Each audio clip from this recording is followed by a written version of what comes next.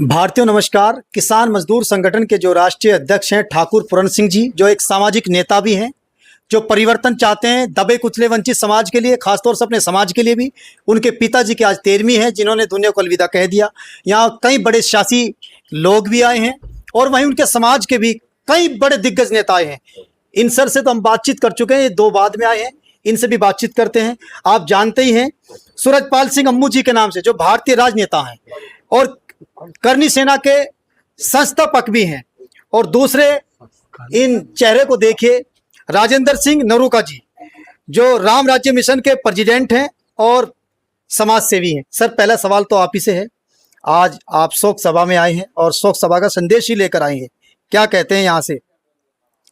मेरे लाडले भाई ठाकुर पूरन सिंह जी के स्वर्गीय पिताजी सत्यपाल जी प्रधान जी की आज रस्म पगड़ी का कार्यक्रम था, तो मुझे उसमें आना था।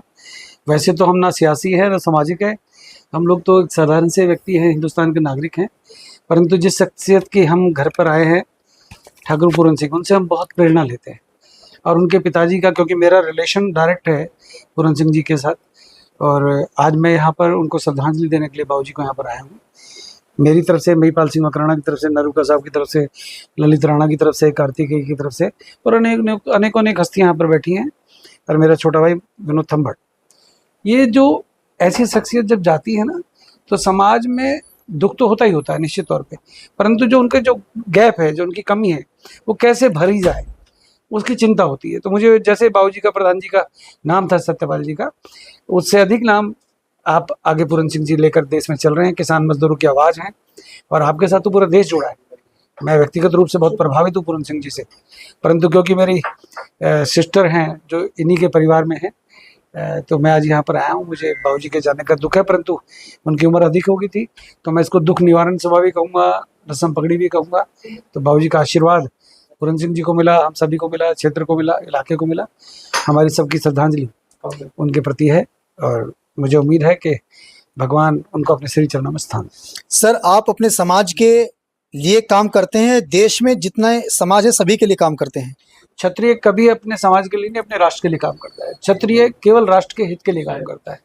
क्षत्रिय ने कभी अगर अपना हित सोचा होता, अपना समाज का हित सोचा होता, तो इस देश पर मुगलों का, अंग्रेजों का राज होता। हम लोगों ने अपना हित सोचा ही नहीं। यहाँ पर अब जो है, पहले गोरे लोग थे, अब यहाँ पर गोरे के रूप में सांवले सलोने रूप के लोग आ गए, जो यहाँ पर जुल्म करते हैं सामान्य वर्ग। तो हम लोग, चाहे यूजीसी का विषय हो, चाहे वो सामान्य वर्ग के ऊपर अत्याचारों का विषय हो, चाहे वो झूठी SC ST एक्ट की जो धाराएं सामान्य वर्ग पर लगाई जाती है उनका विषय हो, उन पर हम गंभीरता से चर्चा करते हैं। चाहते हैं कि देश में जो आरक्षण की व्यवस्था 10 साल के लिए लागू की गई थी, उसका भी एक समय सीमा थी, 10 साल, वो समाप्त हो गई।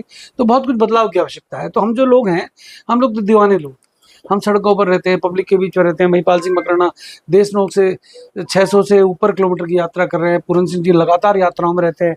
नरूका साहब लगातार ऐसे कार्यक्रमों में रहते हैं। ललित राणा ने बड़ी बड़ी जनसभाएं की हैं, और राजेंद्र सिंह राणा जी के बेटे बेटे पूर्व मंत्री हैं उत्तर प्रदेश के, उनके बेटे। तो हम सब लोग क्षेत्र के लोग हैं, इलाके के लोग हैं, जनता के बीच के लोग। हम कोई पॉलिटिकल लोग नहीं। आपने कहा सियासी, हम सियासी नहीं है।